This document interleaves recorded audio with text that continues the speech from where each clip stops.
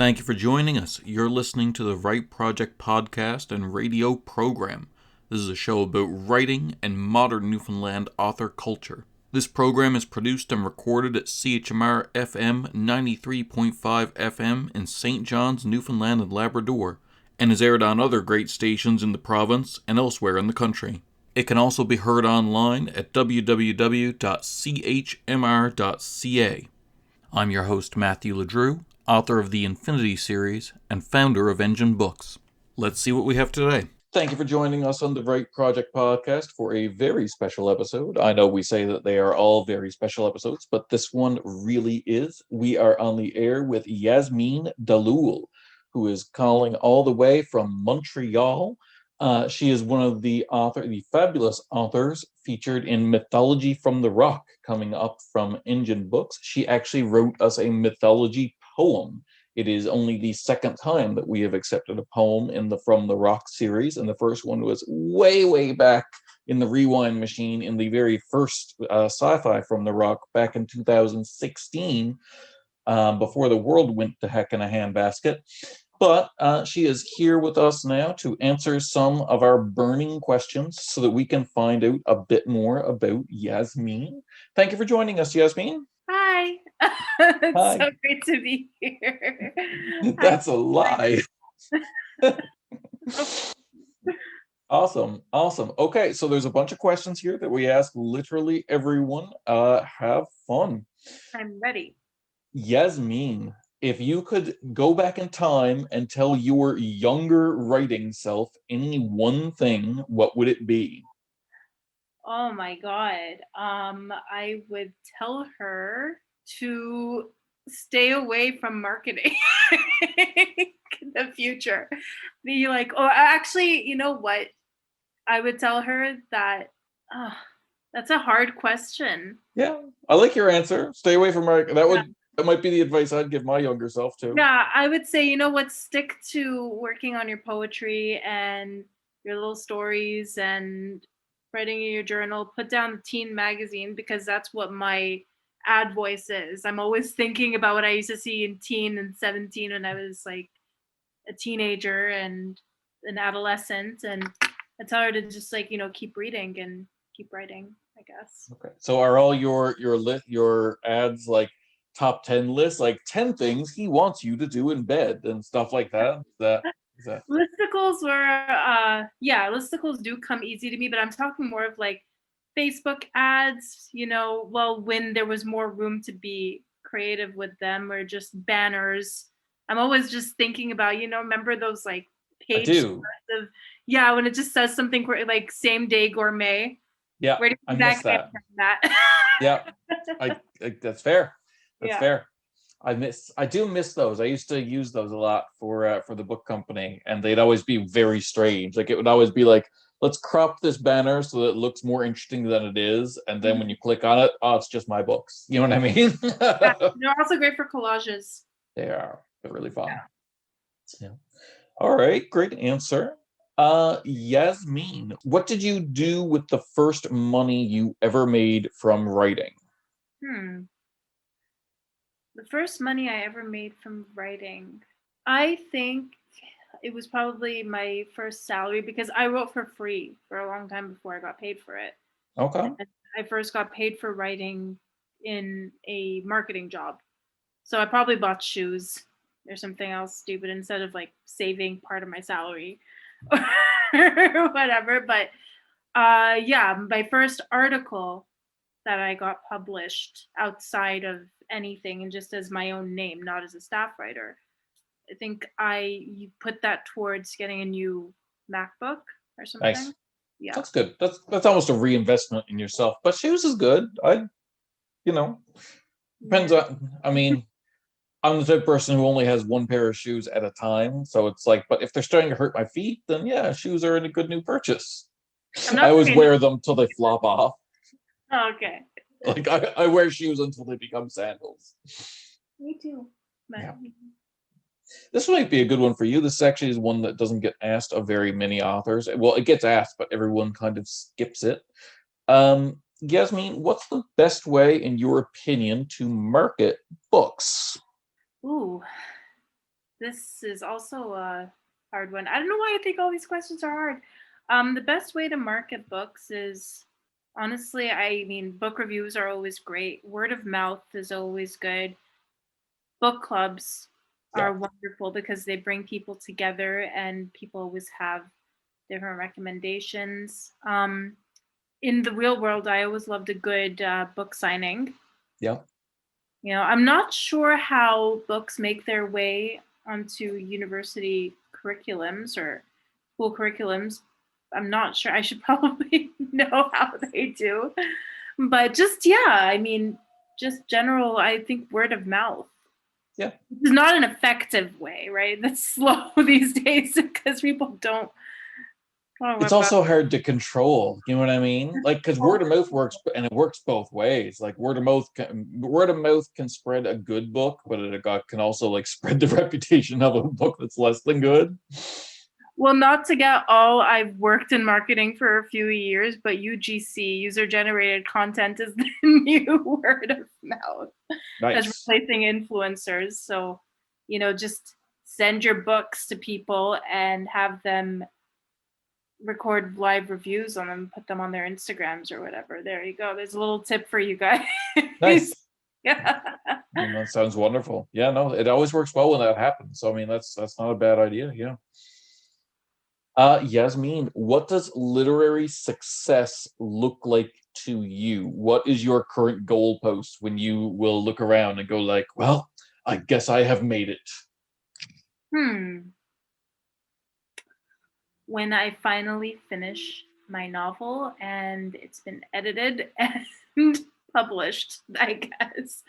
This novel that I've been talking about for years. It's a And wonderful novel. I've read parts of it, and it's truly terrific. It deserves to be told.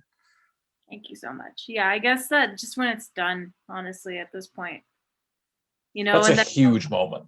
yeah, I can imagine. And when I can write another one without feeling, I don't know, worried, I'm not sure. You'd be shocked. There's a first finish phenomenon where like it's very hard to get that. Like if you've never finished a novel, it's hard to get it over that finish line. Like it's hard to know when it's done, what's going on. Like you know what I mean? Like when you're close.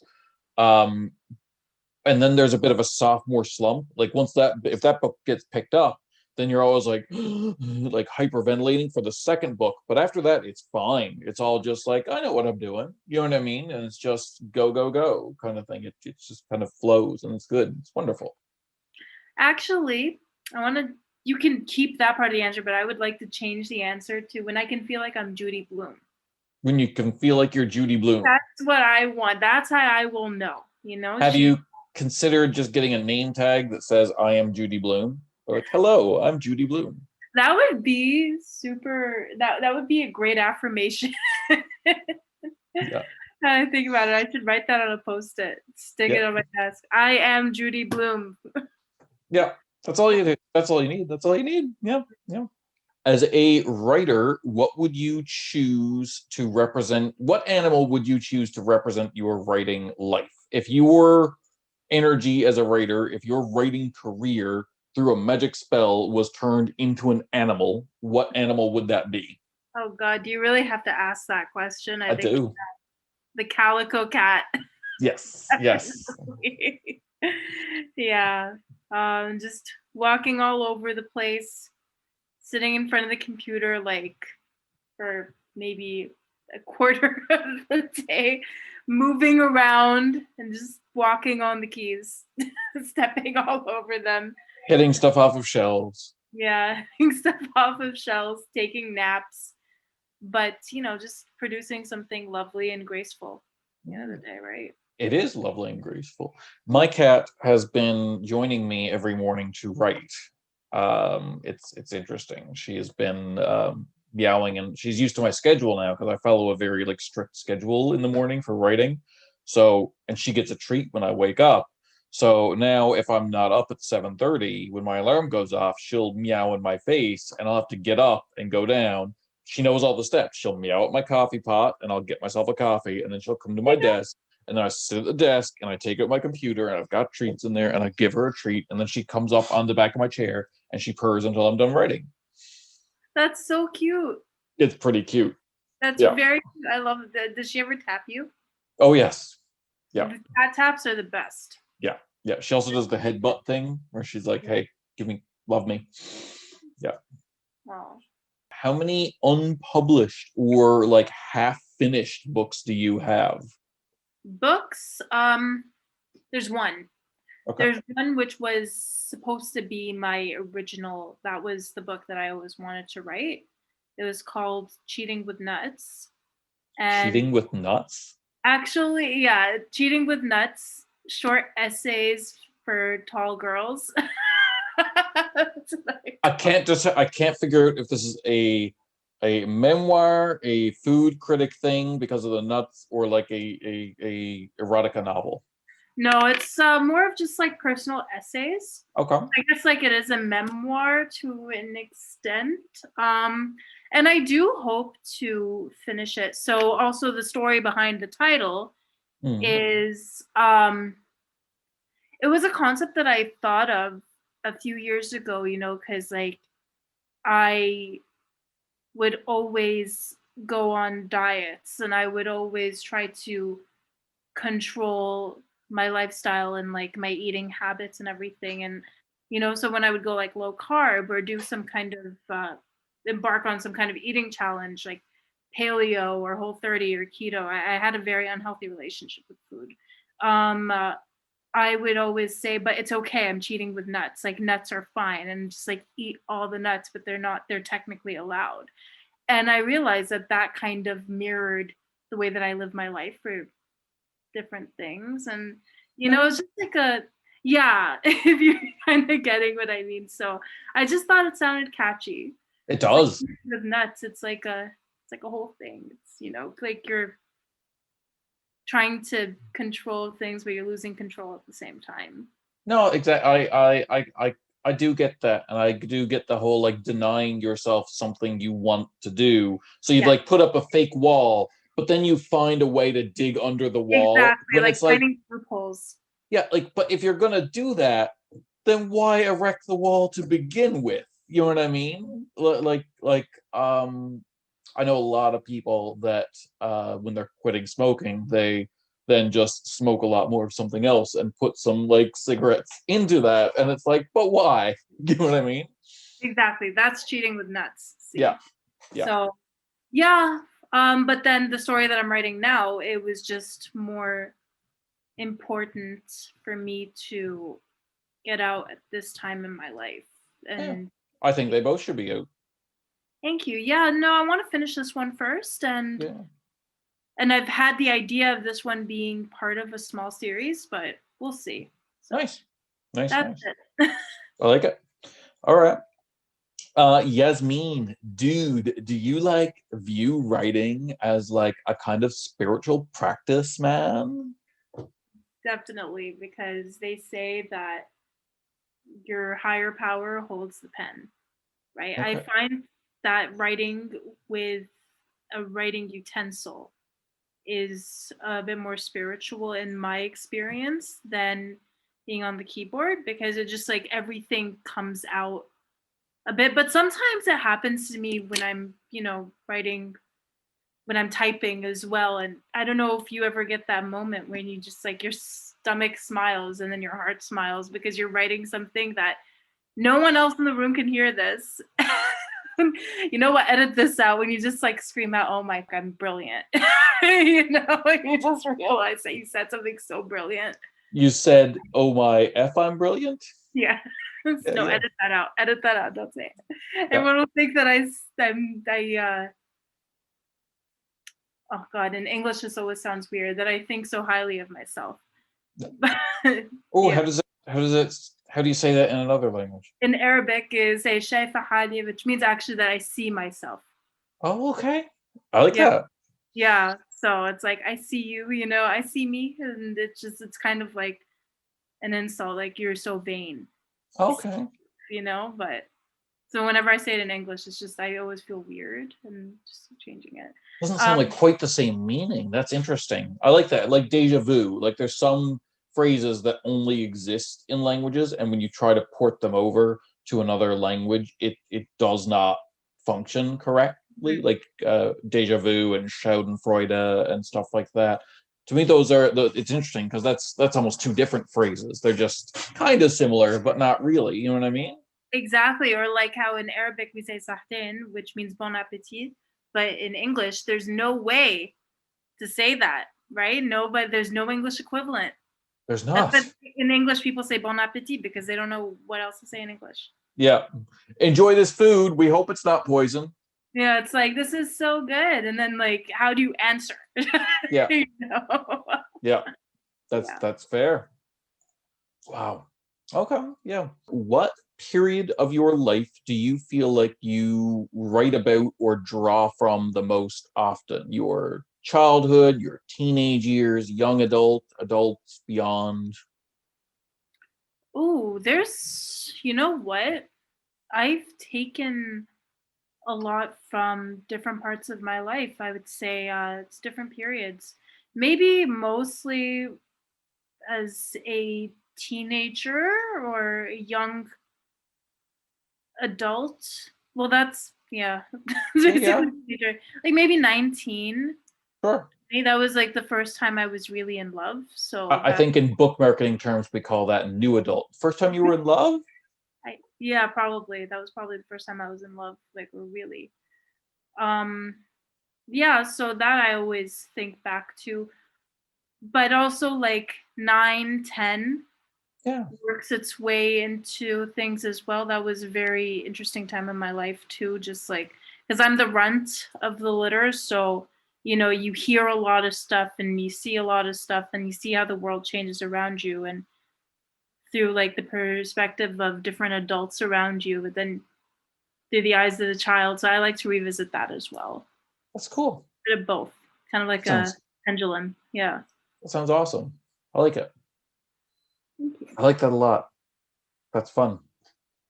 And then, I picture a yeah, narrative about that swinging back and forth like a pendulum. Like one chapter when the person's 10 and then at 19 and then 10 and then 19 and just telling the and story in both worlds.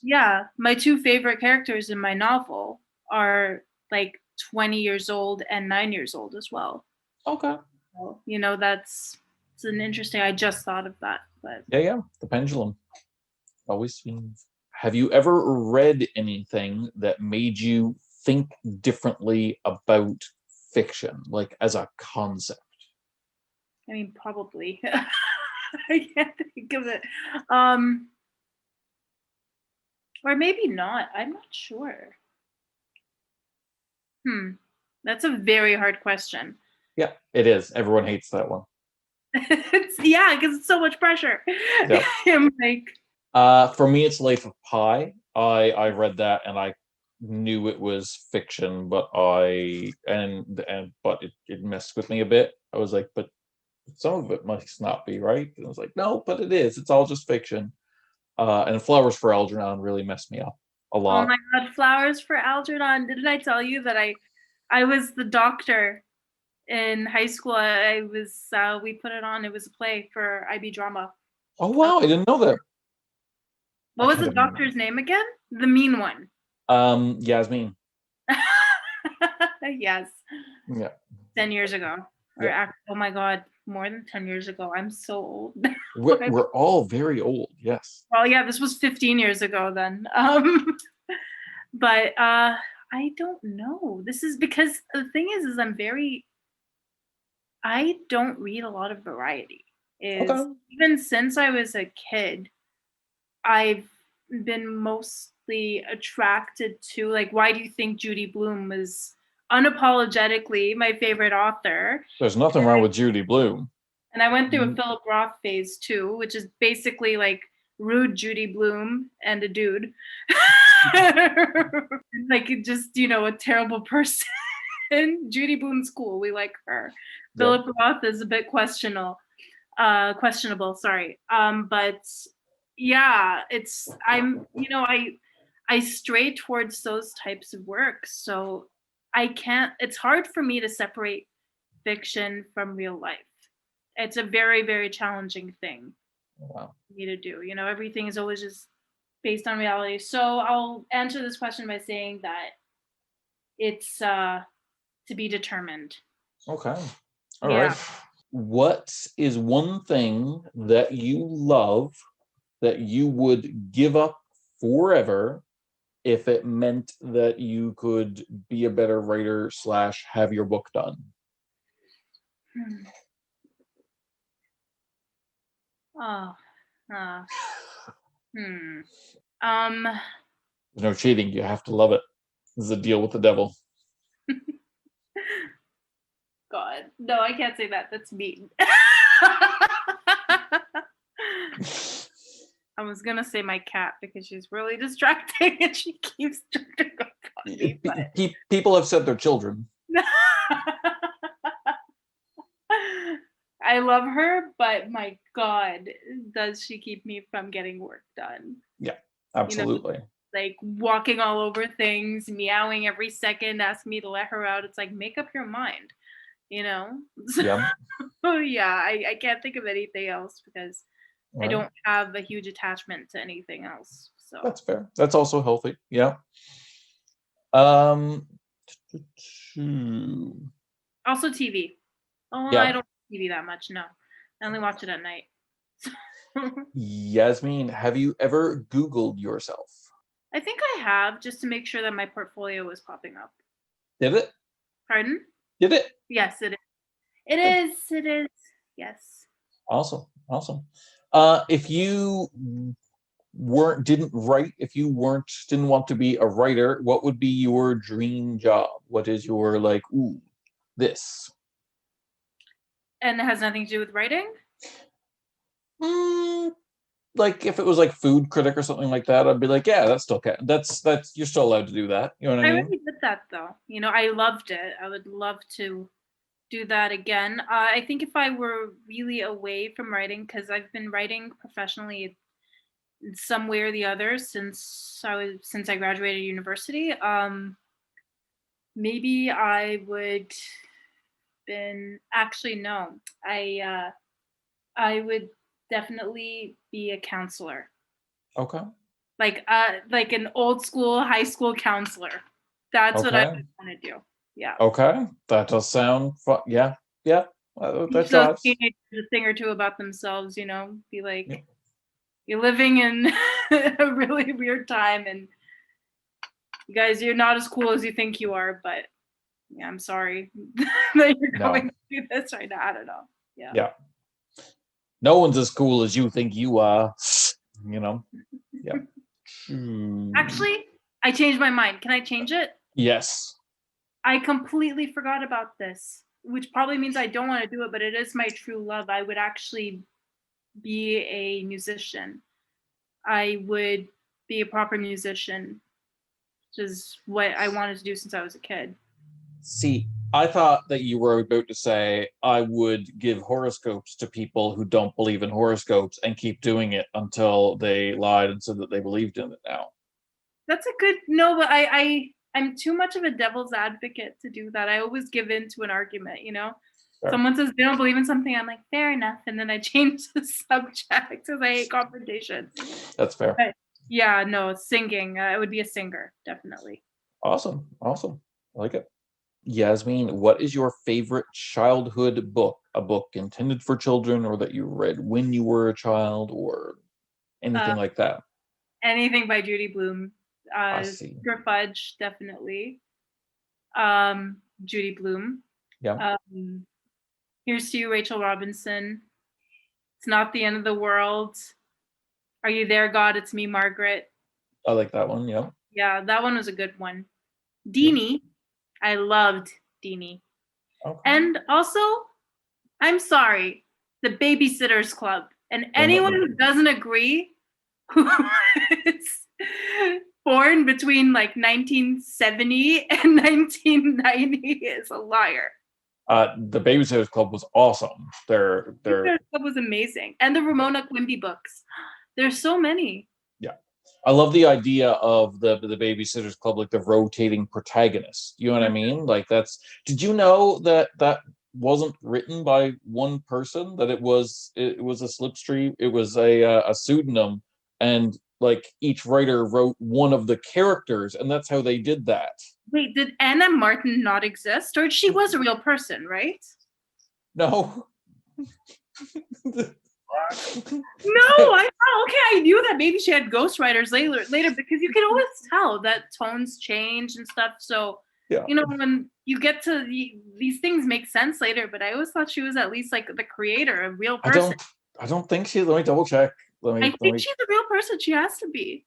There has to be something. And she always said that she was no, she was Marianne. Anyway, also Little Women. I can't believe I didn't say Little Women. Little Women was my favorite growing up. Anna Martin Babysitters Club.